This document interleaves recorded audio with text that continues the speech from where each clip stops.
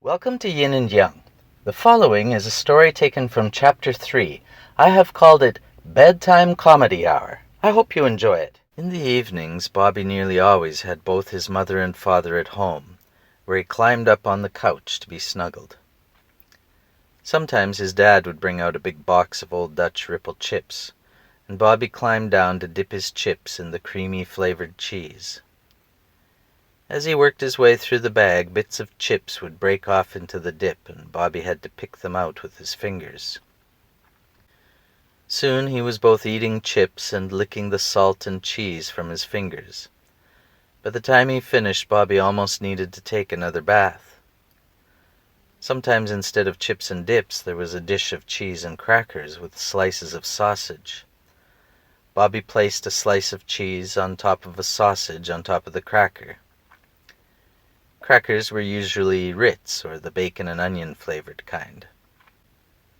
On the evenings that there were no such treats, Bobby just played with his toys while his mother and father watched TV. Evenings for Bobby almost always had a sad element to them. For one thing, there was the inevitable sadness as the final advertisements played, signaling the end of Smothers Brothers, and the requirement that Bobby go to the bathroom and then off to bed. Bobby's line was usually, "I don't want to go to bed." But this particular evening, Bobby experienced a new feeling about bedtime. "Bobby, it's time for bed," his mother said. "Put your toys back in the toy box." Huh? Bobby was confused. Smothers Brothers wasn't over yet, and besides, what did it mean, "put your toys back"? He had never been told this sort of thing before, and he already spent the whole evening putting his toys out of the toy box. His toys were already spread all over the floor where he wanted them. Unable to process his mother's words, Bobby went back to the chip bowl where he hoped to munch himself into forgetfulness. "Did you hear your mother, son?" His dad's voice broke through. "Put your toys in the toy box." His father's voice sounded firmer than his mother's, and had an insistence Bobby didn't like. Bobby moved to grab his teddy bear when his mother interrupted. "Not with your sticky fingers! Go wash your hands!"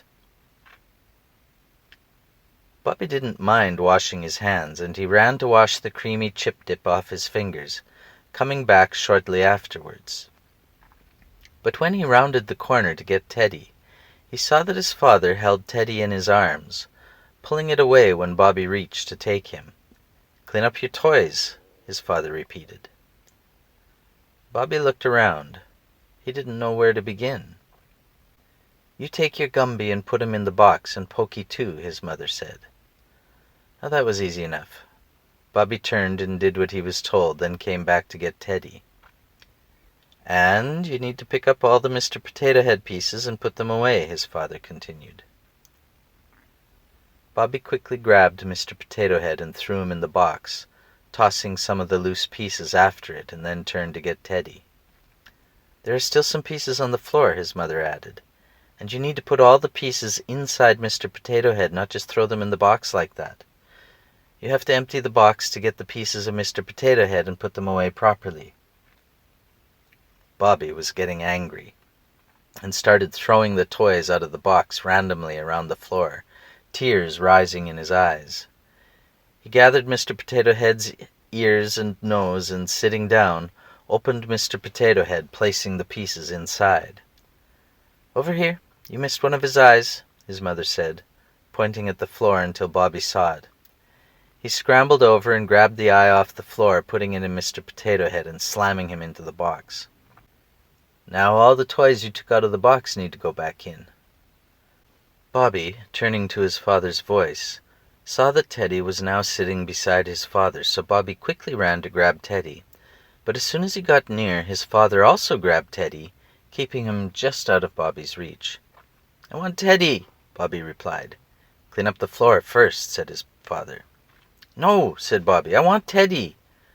Bobby stretched up, trying to reach Teddy. "Clean up the floor, Bobby," his father replied, holding Teddy in the air. "No!" Bobby shouted, this time forcefully, then ran to his bedroom. Inside the room, Bobby just stood, looking around. Being in the bedroom didn't seem to make much of a statement. He still didn't have his teddy, and his parents weren't following him. He was just alone there. Bobby saw the closet door was open. Thinking that he could slam the closet door and make a big noise, he pushed with all his might, slamming the folding door as loud as he could. The only catch was that his little fingers were caught in the fold of the door, and as hard as he slammed the door was how much pressure he exerted to pinch his own fingers.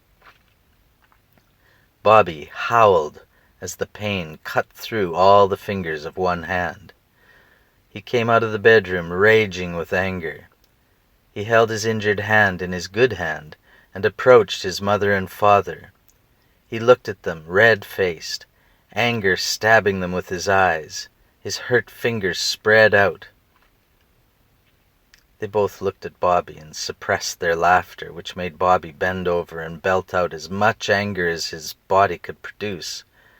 "What did you do, Bobby?" his father said. Bobby couldn't speak, though he tried. Everything was going wrong. He didn't have his teddy, his parents expected him to put his toys away, and he hurt himself with his own anger. Bobby's father relented and invited Bobby to his lap for comfort.